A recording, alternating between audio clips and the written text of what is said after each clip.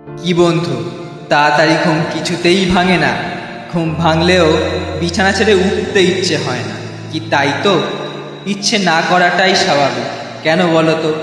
কারণ তোমার মা বাবার মতো তোমার মাথায় তো অতটাও চাপ নেই। উঠছো, স্কুল বা কলেজে যাচ্ছ, বন্ধুদের সঙ্গে আড্ডা মেরে বাড়ি ফিরছো, সন্ধেবেলা পড়লে কি পড়লে না, তারপর খেয়ে ফোন ঘাঁটতে ঘাঁটতে ঘুমিয়ে পড়লে। রোজকারের সেই একই রুটিন।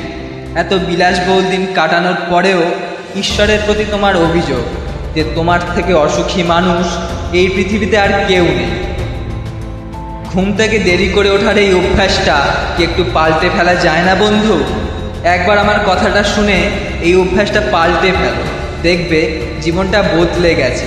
তুমি ভাবো যে কাল ভোরবেলা আমি ঠিক উঠব, কিন্তু ভোর যখন হয় তখন মনে হয় আজ দিনটা থাক, একটু ঘুমাই, কালকে শিওর উঠব।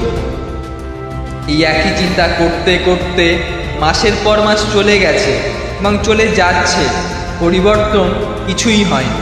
অন্যদিকে তোমার মা বাবা ঠিকই তাড়াতাড়ি উঠে পড়ছে। তারাও মানুষ, তুমিও মানুষ।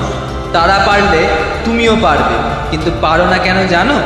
কারণ তোমার মা বাবার পিছনে একটা তাগিদ থাকে যে আমাকে উঠতে হবে, না উঠলে আমার এই কাজটা হবে না।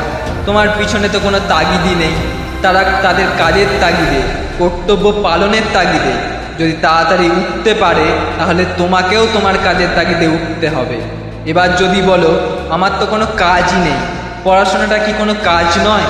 এই সময় এটা করাই তো তোমার কাজ। আজকের রাতে ফোনে ভোর 5টায় অ্যালার্ম দিয়ে ঘুমাবে। আমি জানি তুমি কাল উঠতে পারবে না, তবু অ্যালার্ম দিয়ে ঘুমাবে।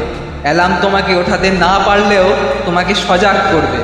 সেই সময় এই কথাটা নিজেই নিজেকে বলবে, আমাকে উঠতে হবে, আমাকে উঠে আমার পড়াগুলো আগে শেষ করে নিতে হবে, না হলে আমি সকলের থেকে পিছিয়ে পড়ব। আর পড়াশোনায় পিছিয়ে পড়লে আমার স্বপ্নগুলোর থেকে আমি আরও দূরে চলে যাব।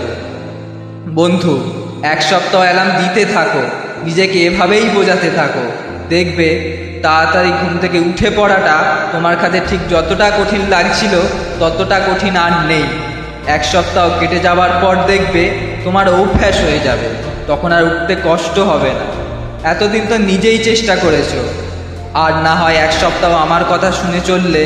দেখোই না শেষ পর্যন্ত কি হয়, সঠিক সময় উঠতে পারো কি না।